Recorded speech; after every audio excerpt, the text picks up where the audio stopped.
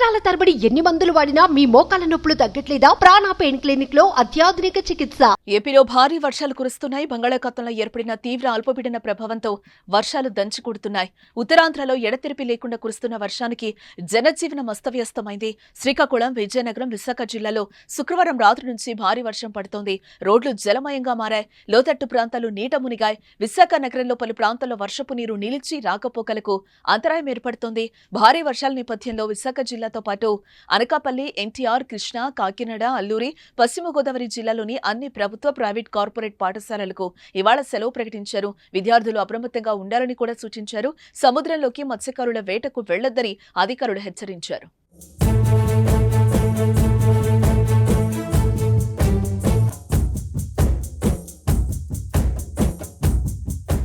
ఉత్తరాంధ్రతో పాటు పలు జిల్లాల్లో భారీ వర్షాలు పడుతున్నాయి.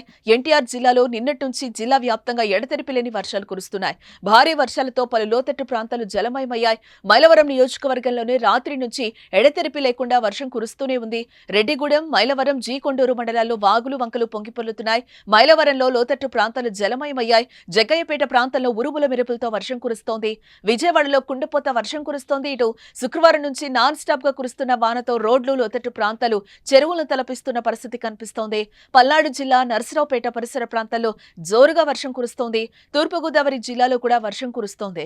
పల్నాడు జిల్లా నర్సరావుపేట పరిసర ప్రాంతాల్లో జోరు వాన పడుతోంది.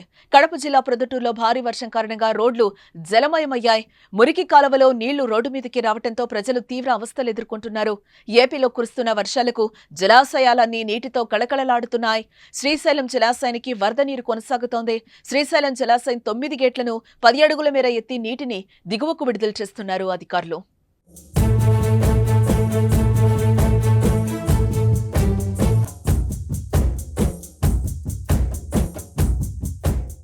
పశ్చిమ మధ్య వాయవ్య బంగాళాఖాతంలో ఏర్పడిన అల్పపీడనం శుక్రవారం తీవ్ర అల్పపీడనంగా రూపాంతరం చెందినట్లుగా వాతావరణ కేంద్రం తెలిపింది. ఇది ఉత్తరాంధ్ర, దక్షిణ ఒడిశా తీరాల వైపు కదులుతోందని, ఆదివారం తెల్లవారుజాము నాటికి వాయుగుండంగా బలపడుతుందని అమరావతి వాతావరణ కేంద్రం వెల్లడించింది. దీని ప్రభావంతో రాష్ట్ర వ్యాప్తంగా వర్షాలు కురవనున్నట్లుగా ఆంధ్రప్రదేశ్ రాష్ట్ర విపత్తుల నిర్వహణ సంస్థ మేనేజింగ్ డైరెక్టర్ రోణంకి కూర్మనాథ్ తెలిపారు. ఇవాళ శ్రీకాకుళం, విజయనగరం, మన్యం, అల్లూరి, విశాఖ జిల్లాలో భారీ వర్షాలు పడతాయని కూడా చెప్పారు. ఇటు కర్నూలు, నంద్యాల, అనంతపురం, వైఎస్ఆర్ జిల్లాలో అక్కడక్కడ భారీ వర్షాలు కురిసే అవకాశం ఉందన్నారు. రాష్ట్రంలో భారీ వర్షాలపై ప్రభుత్వం అప్రమత్తమైంది. ఇప్పటికే వర్షంపై సీఎం చంద్రబాబు నాయుడు సమీక్ష నిర్వహించారు. రాష్ట్రంలో వర్షాల పరిస్థితులపై అధికారులతో మాట్లాడారు. అధికారులు అప్రమత్తంగా ఉంటూ ప్రజలకు సూచనలు చేయాలని చంద్రబాబు ఆదేశించారు.